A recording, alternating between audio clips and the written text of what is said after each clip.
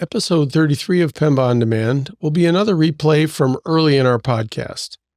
Dr. Sandy Villano Stock was my guest on episode 3 back in 2023. The episode was titled Entrepreneurship in Concierge Medicine and Direct Primary Care.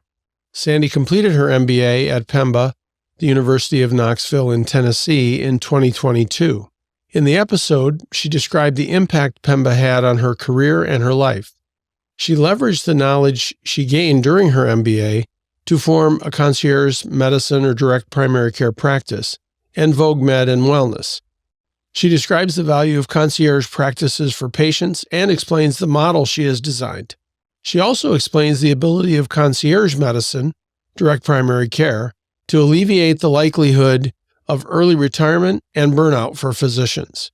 I hope you enjoy this early episode of our show. Welcome to Pemba On Demand, Physician Leaders Making a Difference. I'm Norm Chapin, your host. Pemba On Demand is produced for physicians seeking professional development. We discuss a wide range of topics on the podcast, including successful innovations in a variety of different healthcare disciplines, current issues in healthcare, career development, and healthcare leadership. Hello, everyone, and welcome to the Pemba On Demand live stream. I'm Norm Chapin, host of the live stream. University of Tennessee Haslam College of Business is the sponsor of this live stream and podcast.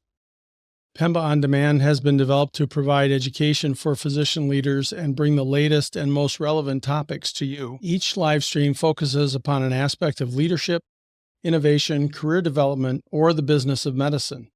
I hope you'll take full advantage of these practical and insightful and relevant discussions designed to help physician leaders get new and build upon existing leadership skills and perspectives. Pemba On Demand will allow you to be an even bigger force for good in healthcare. We have made CME available for this live stream. Simply visit that's tiny.utk.edu/Pemba On Demand to obtain your CME certificate. My guest today is Dr. Sandy Villano Stock.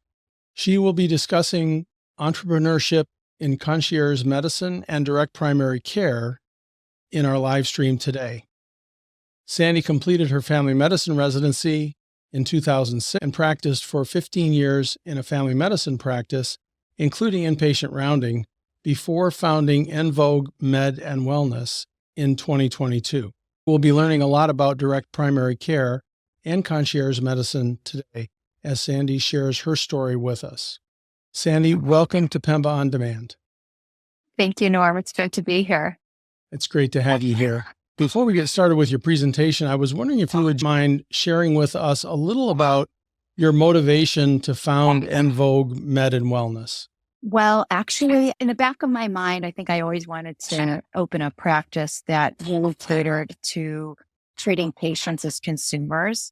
However, when I started Pemba, I didn't realize that that's what I was going to do. So it wasn't until about halfway through Pemba that I really missed the clinical world of medicine. I had a lot to give to the community still, and using what I learned in Pemba gave me the greater confidence and sparked my interest again in returning to clinical medicine.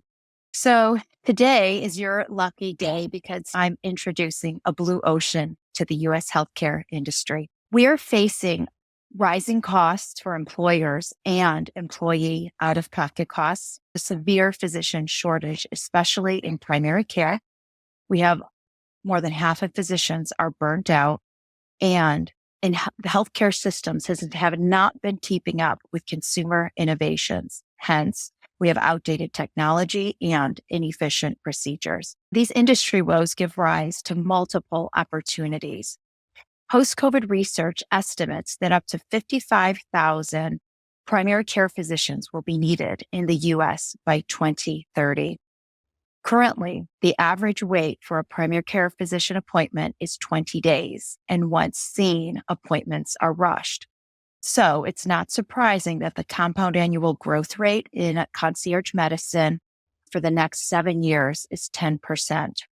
Plus, according to Hint Health, in direct primary care, the average annual growth rate from 2017 to 2021 was 36%. Additively, the direct primary care market has grown 241% in this time.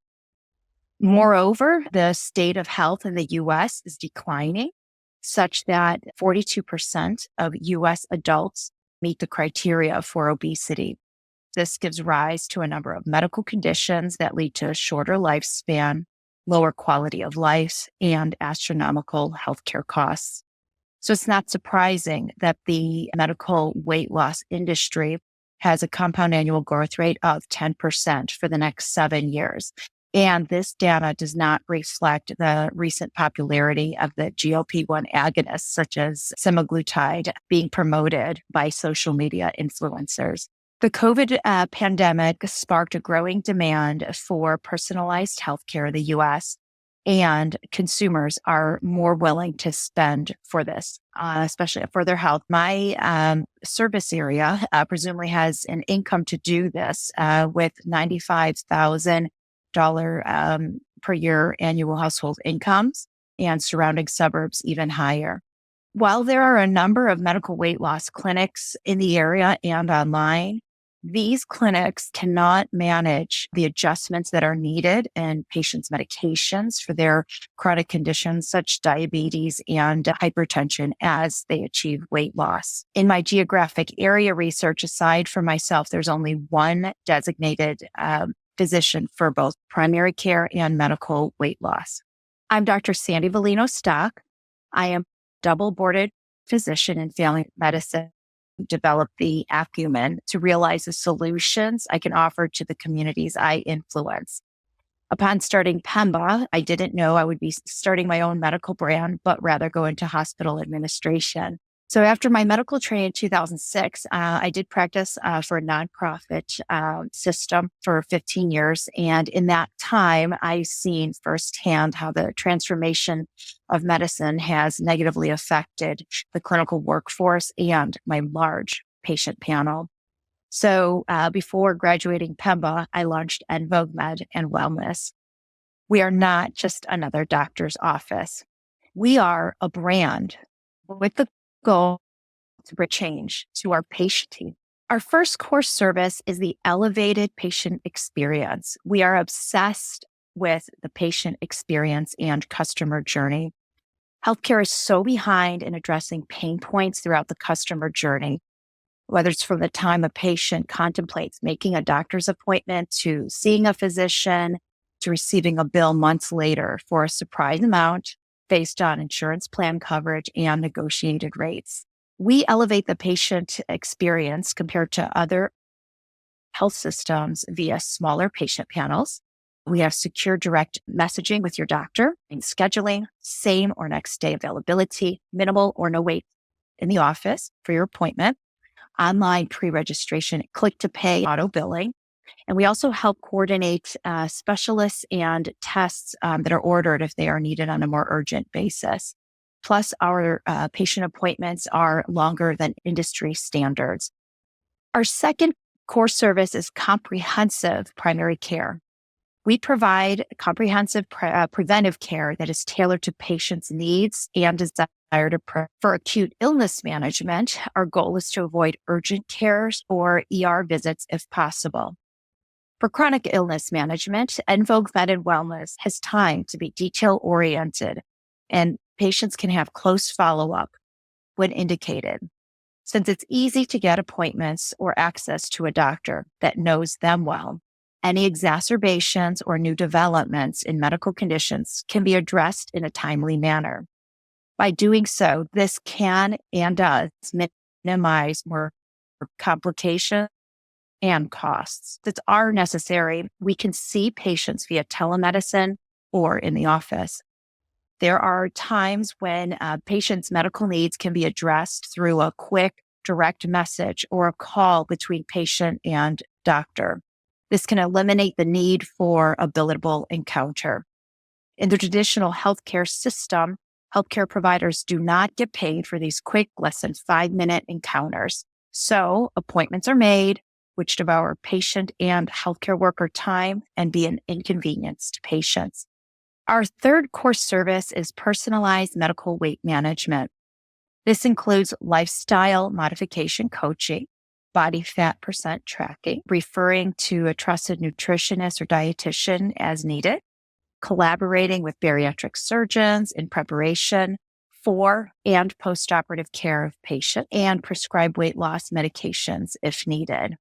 What's unique, as I mentioned earlier, is that in Vogue Med and Wellness, we can monitor patients' chronic conditions in response to weight loss. So we can adjust their medications to prevent emergent and expensive complications, such as severe episodes of low blood sugar and low blood pressure.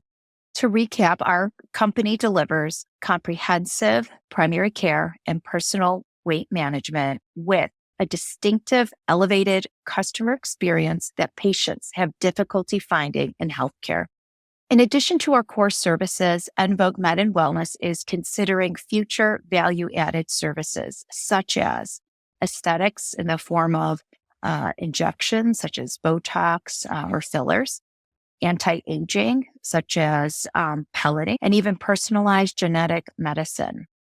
The point is that I am absolutely free to choose. As an employed physician, I was seeing 30 patients a day, clicking hundreds of boxes on the screen to meet quality measures and spending more time documenting than seeing patients.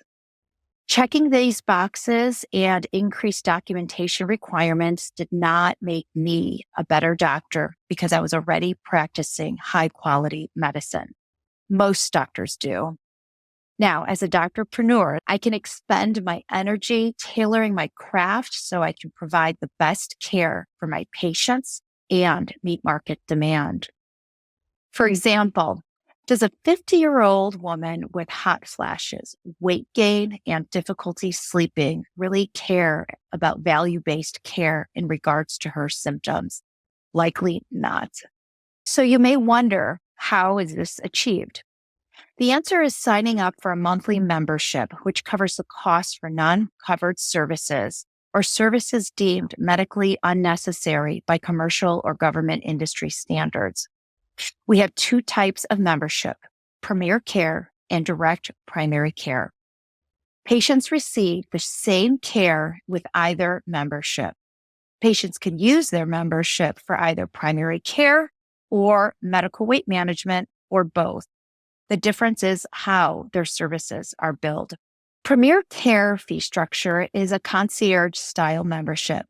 We have a monthly membership fee. In our case, it's a lower than industry standard membership fee, plus fee for service, billable covered services for the primary care and medical weight management.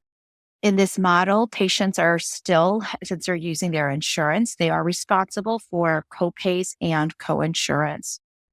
Our low monthly membership fee is based on age group. The higher the age range, the more expensive the membership tier.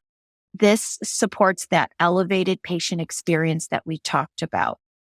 In addition, the membership entitles patients to discounts on prescription-only natural supplements and value-added services, which are generally not covered by insurance's discounts. The direct primary care fee structure, or DPC, consists of a monthly membership plus discounts on tests and labs that are not part of the monthly membership.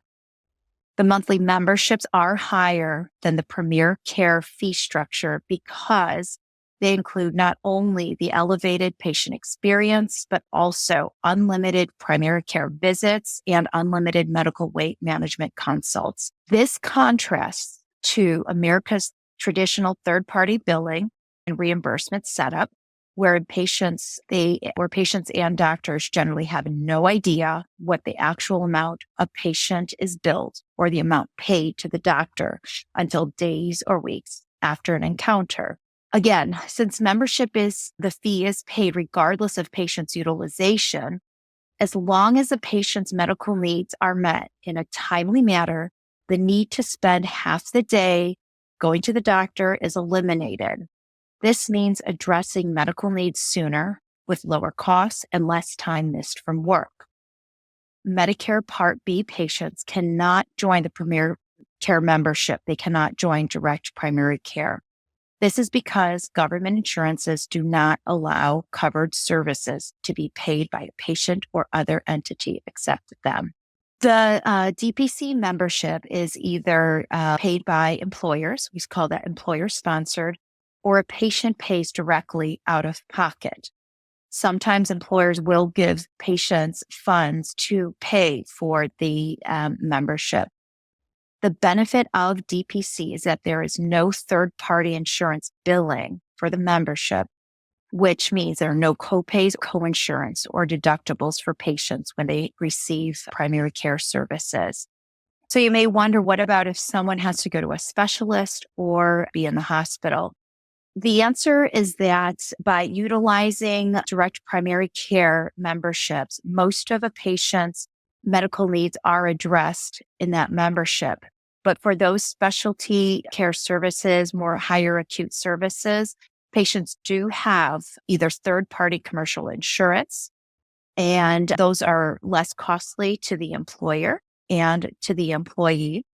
Some employers are self-funded. The employers will pay negotiated rates to the specialist and or hospital system.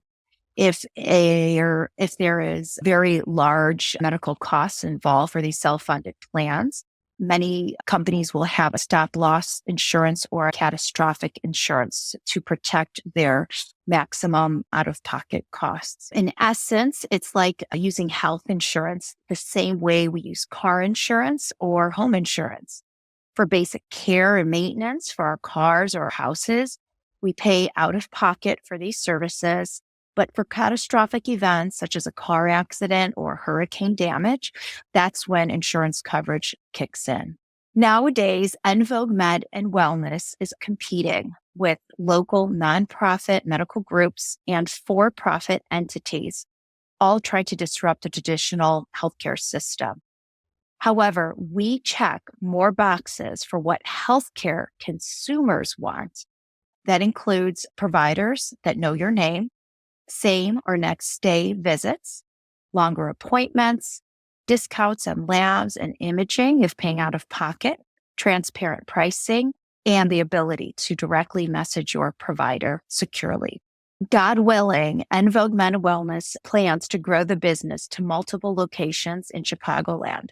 I plan to open another location about every 2 years, so that by the end of year 5 or 6, I'll have 3 locations at Chicagoland. And then beyond that, based on market demand.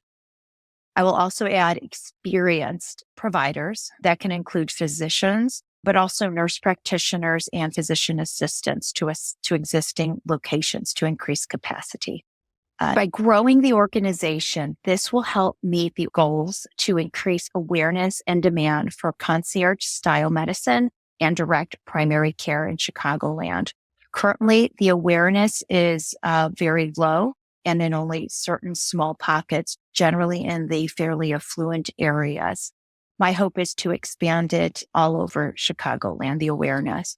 This model provides an avenue for improving accessibility to high quality and experienced healthcare. There is a growing shortage of physicians, especially in primary care, given the increased demand and decreased supply of physicians who are either retiring or deterred from entering primary care.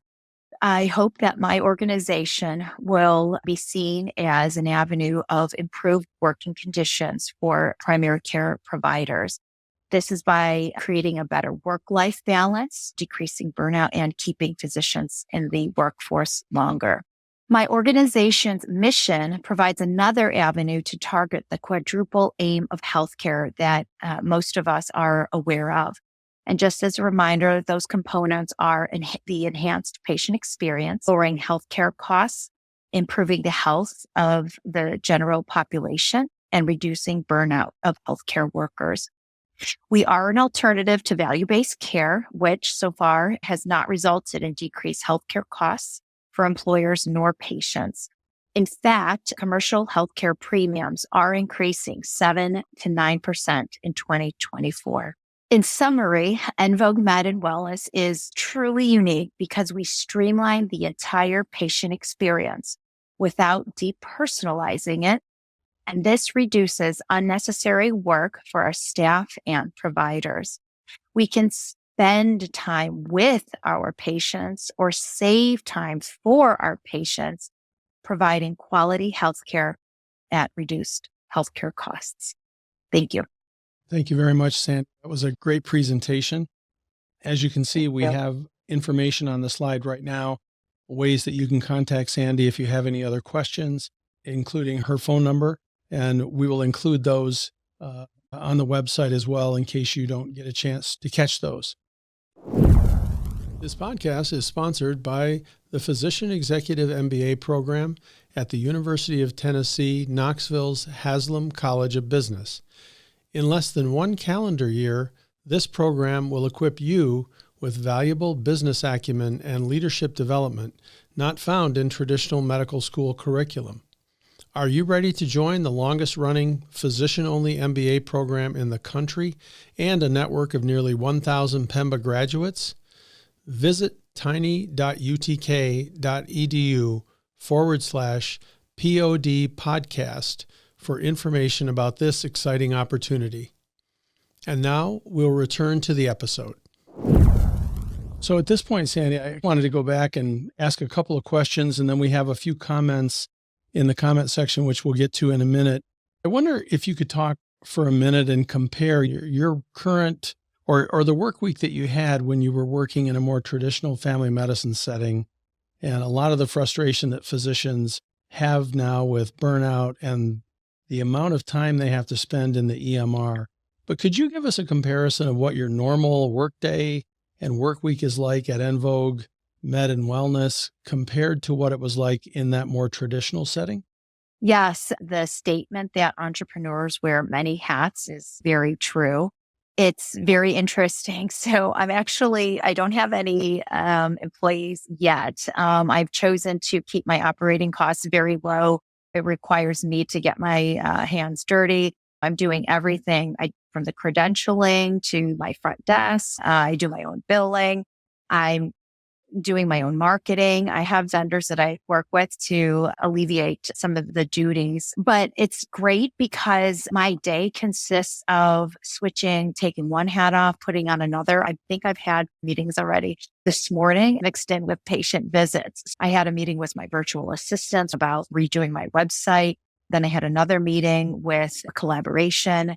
It's really exciting. It's a lot of hard work. At the same time, my schedule is much more flexible. So I'm a big believer that if there is not work to be done, someone doesn't have to just sit in an office. As a provider, my patients can reach me anywhere, whether it's a telemedicine visit or in the office. So it makes it much more convenient for healthcare providers to address small things without sacrificing dedication to our patients. It's exciting to do different things, particularly on the business side of an entrepreneur. It's really exciting utilizing things that I learned in Pemba. When did you actually open your door to your first patient? October 27th of last year. My final project was the business plan for Vogue Med and Wellness. We did not present that until a second week in December, but being as motivated as I am, I ended up launching before I completed the business plan. I took different assignments that we had during Pemba, such as assignments in marketing, market analysis, even the lessons we had in IT. Those things, they came together when I was putting together my business. I actually use every bit of what I learned in Pemba to help run my business. We also had the Baldrige organizational profile. And admittedly, at first, I didn't quite understand. I'm like, why are we doing this profile when we're learning about business plans? But there's a lot more to that business profile, even though as a new organization, because that profile literally helps set, it's like writing a handbook for my organization. It's the framework, whereas a business plan, it's not just more theory, but it doesn't have protocols or details in how you're going to run an organization. So I'm really proud that Don Leiter had us do that assignment. It sounds like it made a big difference in how you bring processes into your practice. Yes, absolutely. We learned about Lean Six Sigma. I actually use that organizational profile. It's basically a handbook. It did save me time in the end, how I run my processes. It helps keep me on track as an entrepreneur, trying to pivot, meeting market demand and such, trying to change my processes as needed. It does help keep me grounded and reminding me what my mission statement is, what my vision is, why I'm doing it, and how I'm going to run my business. Great. Thank you. What percentage of your day right now, you mentioned the many different hats that you wear as a doctorpreneur.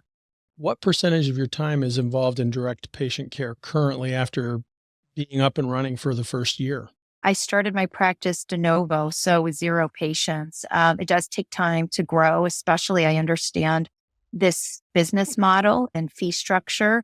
I'm one of the early adopters to it. I'm hoping that my organization can contribute to the DPC model and even the concierge model becoming more popular. Right now, it does take time to grow, but I'm confident because there are many DPC practices in the country where the awareness is higher that are very successful and it expanded to multiple locations.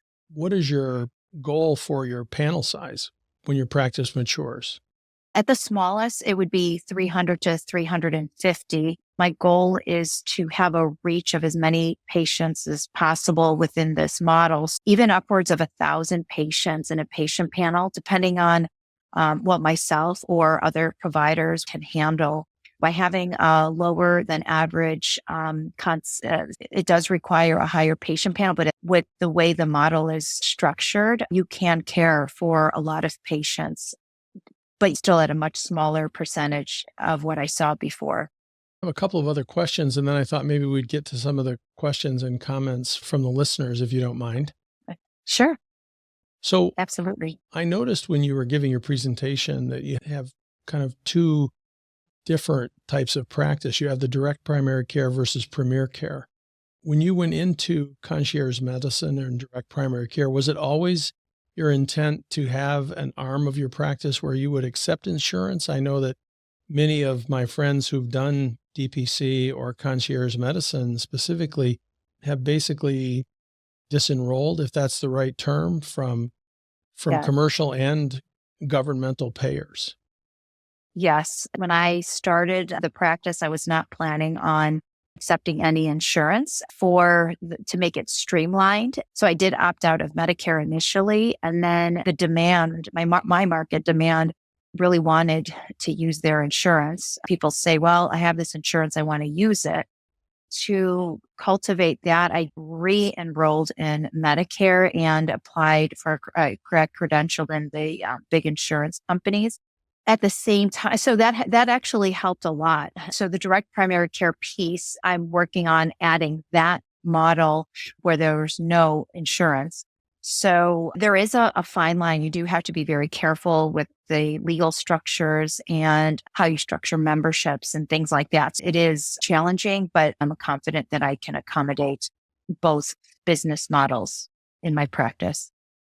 So do you think that this will become an option for a larger number of patients in society who depend on their insurance to offset the cost of healthcare, specifically governmental payers like Medicare and Medicaid? The rules for working with them are voluminous. Do you think you've found a way to navigate through that and still benefit patients, give them more time with you, and really be able to focus on the needs that they have? Yes, I'm fairly confident. There are different target segments that my business serves. It would be wonderful if we could serve everyone, but I realize that my business cannot serve everyone.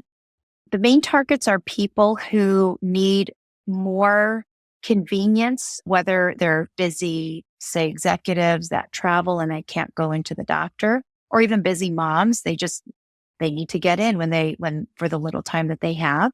Or there are patients that have very complicated health conditions. So they do need that extra time with the doctor. And then in terms of cost, so patients who have, or even employers who need to cut down on the health insurance premiums or health benefits, this avenue on the direct primary care side does answer that. And that actually then target patients for under direct primary care is literally the average family. So in that regard, there are different target segments that we have. Have there been any other modifications that you made to your business plan since you presented it at like the insurance issue? Yes, the insurance issue. My initial fee structure, instead of using the classic DPC fee structure where it's only age based, I played around with it. I experimented, but it didn't work out too great. It was a little too complicated. The point is that I'm always trying to be aware of what is working, what doesn't. I'm a big fan of lean startup where you have that minimally viable product and you tweak your model to make it work. Something clicks with your market that you're trying to serve. So yes, I have had modifications, but at the same time, I'm still keeping true to the mission and purpose of why I started Vogue Med. Okay, thank you. One of the things you mentioned in your presentation, which I'd like to get your comment on, is there's a lot of news now about physician shortage, and burnout's one huge contributor to this problem. But I'd be interested to know, what do you think the net effect of an increasing number of these direct primary care practices will have on the physician shortage issue? On the one hand, you have smaller panel sizes. On the other hand, you have a model of care that is very satisfying to patients and addresses their health needs in a way that potentially these high volume primary care practices can't. What are your thoughts on how that is all going to settle out? I am hoping that my business model is going to decrease the amount of burnouts for a physician, having another avenue, whether they just cannot accommodate the high volume that's needed in traditional healthcare, primary care. My model, it's more laid back. It's very consumer centric. What's great is that not only can we keep physicians from retiring earlier than they hoped plan to, but also even for the healthcare workers too. I know there's a shortage of not just doctors. We know that even healthcare workers, it's hard to find staff, MAs, nurses, front desk, etc. So if and the purpose is to really build a culture that's feasible. You can't overwork anyone forever. With this work model, we will be able to it'll reflect the positive culture reflects on patients. And then if you have happy patients, there's studies that show that the culture of a workplace is also positive. So the one thing that I'm doing with direct primary care that's a little bit different. There are organizations that have expanded and scaled. They employ direct primary care doctors, but most direct primary care doctors in the nation, over 2,000 of them, remain independent. They want to be independent. However, a lot of doctors don't have the luxury to leave their employed job and then open up their own practice. It does cost some money.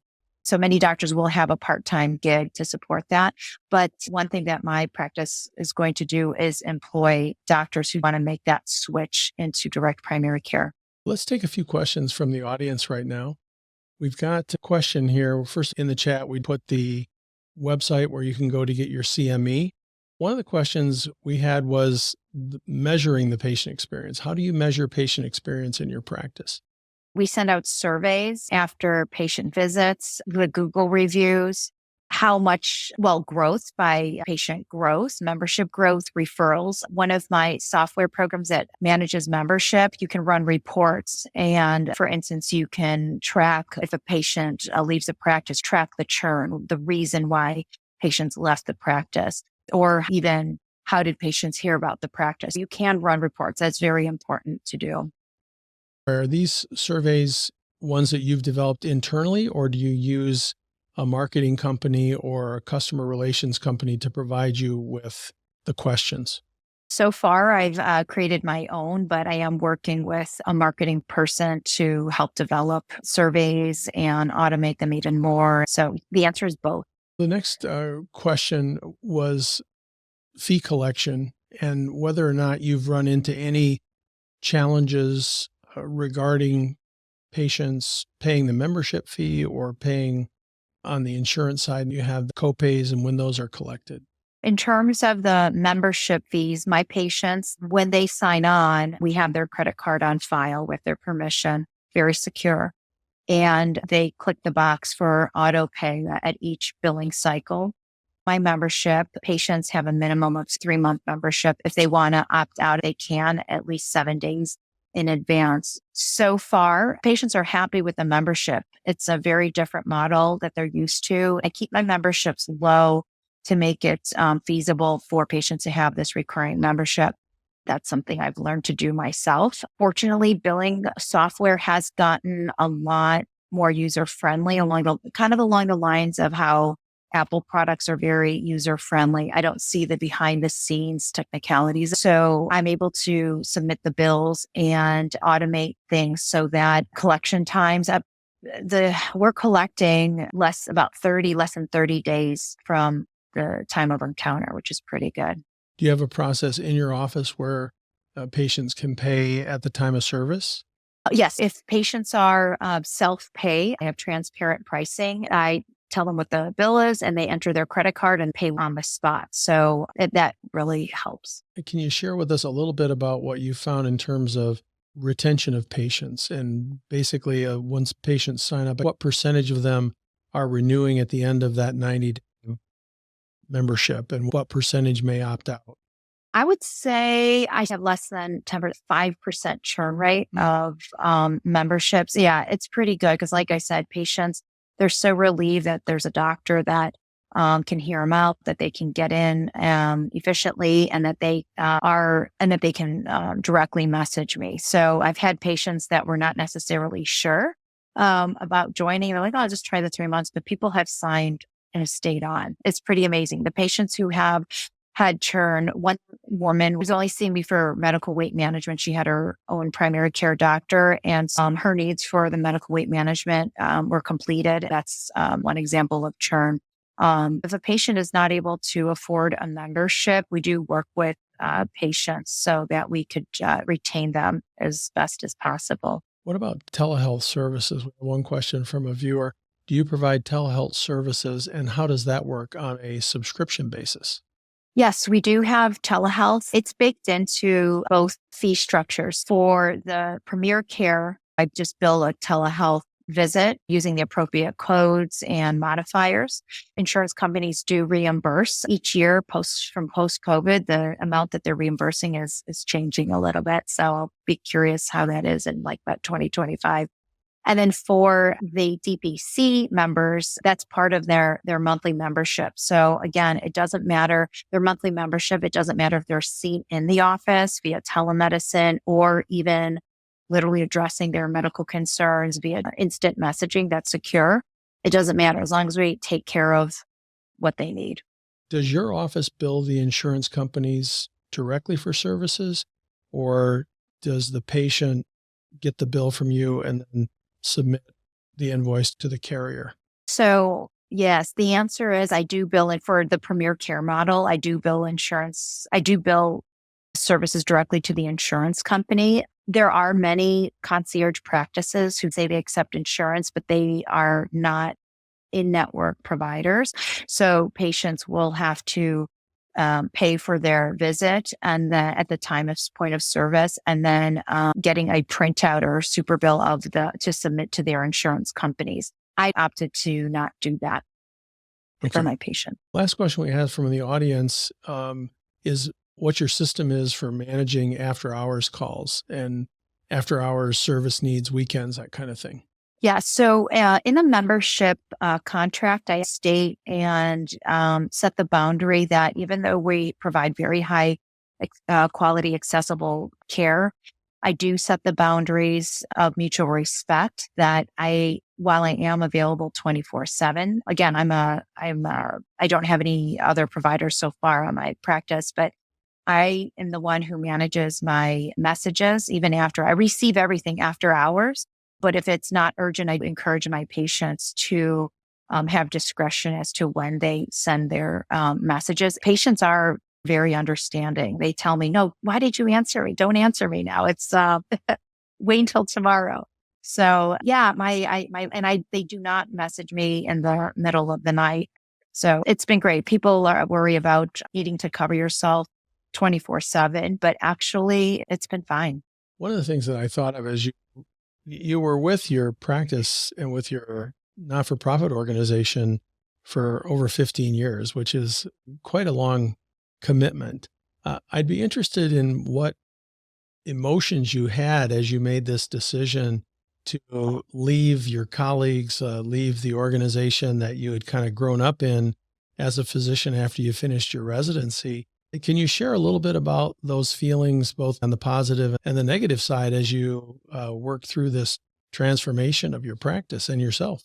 It was bittersweet. The bitter part was simply because I was tired and entering a new phase in my life. I had just gotten married and needed to develop a better work-life balance. And for me to do that, it did require me to step away from what I was used to. I left the organization on very good terms. I loved the organization, very loyal to it. I actually got admitting privileges to a sister hospital as well. I considered going back. I was asked to be the doctor to launch a concierge practice for that healthcare system locally.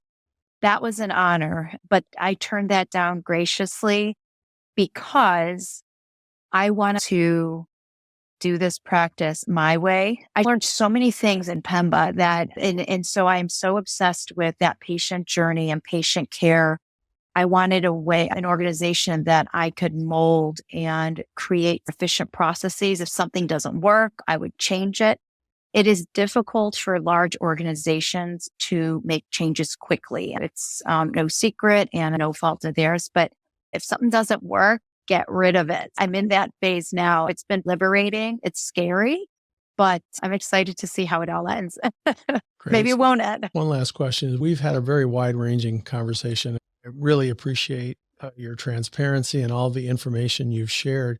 Is there any other information you would like to share, maybe for a physician interested in DPC and concierge medicine, any resources that you found valuable or learnings that you've had over the past year? Yes, the biggest thing I would say is follow your heart, because you only live once and you really have to pay attention with like, why are you doing something? And because if you do end up starting your business, you're going to be asking yourself that every day. You'll be like, why did I do this? The alternative is so much easier. I could go back and be making good money and have a big patient panel and all this. Things would be easier, but harder at the same time. It just keeps you grounded if you stay true to what you really want. Networking is something that as a doctor, I didn't really have to do because patients came to me. But now as an entrepreneur, very important that you need to network. And it's not just to drum up business, but for collaboration, and important to not be shy about seeking out mentors so that you don't have to reinvent the wheel. You don't want to make the same mistake that someone else did, and someone else doesn't want you to make the same mistake they did. It's actually easy to find mentorship, and it can greatly expand your opportunities and chance of success. Great. Well, thank you for sharing that, Sandy. Yeah. I really appreciate having you on the show today. Thank you so much, Norm. It was a lot of fun. Thank you for taking the time to join the Pemba On Demand live stream today. We will be having more live streams discussing relevant topics for physician leaders. We'll also be releasing the content from the live streams as podcasts and additional podcasts every other week. Information on how you can subscribe and access the podcast will be available on the major podcast players and on our website. You'll be able to listen to the podcasts on Apple Podcasts, Google Podcasts, Spotify, for example, Stitcher, and others. I'd like to give a very special thank you and a shout out to Kate Ashley, the Executive Director for the Healthcare Division for Graduate and Executive Education at the Haslam College of Business, University of Tennessee, and Dr. Don Leiter, Professor at the University of Tennessee and Director of the Institute for Healthcare Quality Research and Education. Their support for this program is very, very much appreciated. Thanks also to Tom Brown, Sharath Shreeman, and Christy Napper for their work in support of this program. Please remember that CME is available for this live stream. Just visit tiny.utk.edu/Pemba On Demand to obtain your CME certificate. Pemba On Demand is released bi-weekly every other Thursday and available on Apple Podcasts, Spotify, Castos, or Overcast. Please subscribe to the podcast on your favorite podcast player by clicking the subscribe button. Add Pemba On Demand to your podcast library today. I would also appreciate it if you could share the podcast with your friends or colleagues. You can also listen to our podcasts on our YouTube channel, www.youtube.com/@PembaOn-Demand, all one word, no spaces. Please hit the like button and subscribe. Also, if you have any comments or questions regarding this or other episodes, please feel free to add them into the comment section on our YouTube channel. We love hearing from you and are happy to answer any questions you may have. I will add a link to our website and our YouTube channel in the show notes. The website is tiny.utk.edu/Pemba On Demand, all one word. There's no hyphen in that URL. You will find the links to the episodes there. Please also check the show notes for links that were discussed in the show today. Take good care of yourselves and become an even bigger force for good in healthcare.